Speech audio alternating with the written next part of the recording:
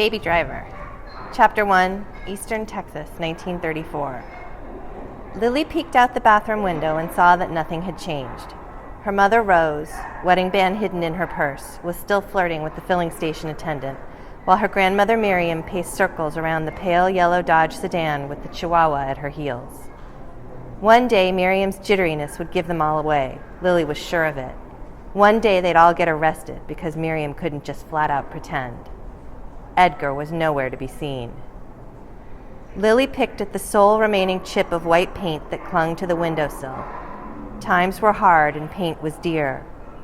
Along the grain of the parched wood, splinters jutted out in all directions, not much holding it together, only dust.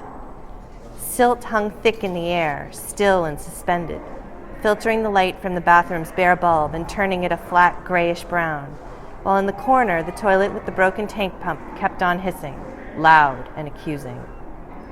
Lily tugged at the stockings she'd been wearing since Little Rock, the silk plastered to her legs with sweat. It had to be over 100 degrees outside.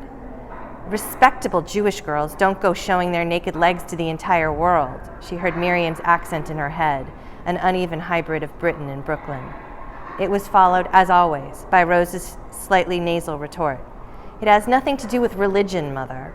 Bare legs are ugly. It's that simple. Lily stepped away from the window.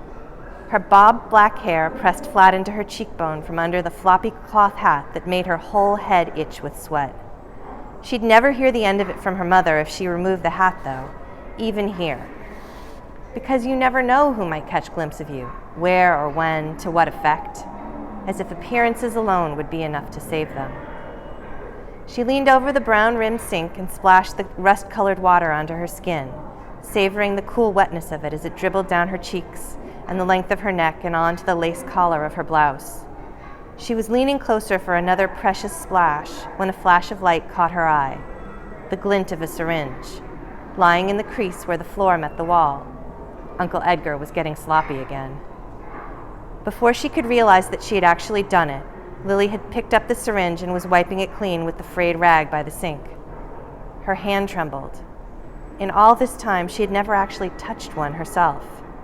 The empty glass was so crisp and delicate, it seemed it was hardly there, except in the way that the light bounced off it. Nearly weightless, so easily shattered and unsubstantial.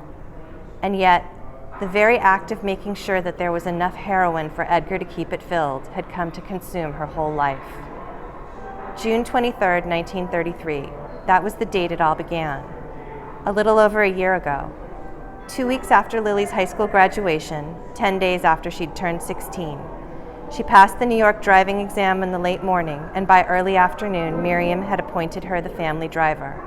Miriam emphasized family. From then on, it was up to Lily to take the family car out, alone, or sometimes with Edgar, depending on his mood and needs. The gray-brown dusk tickled deep inside her nostrils. Lily tried her best not to sneeze or inhale the heavy scent of rust and urine and human waste.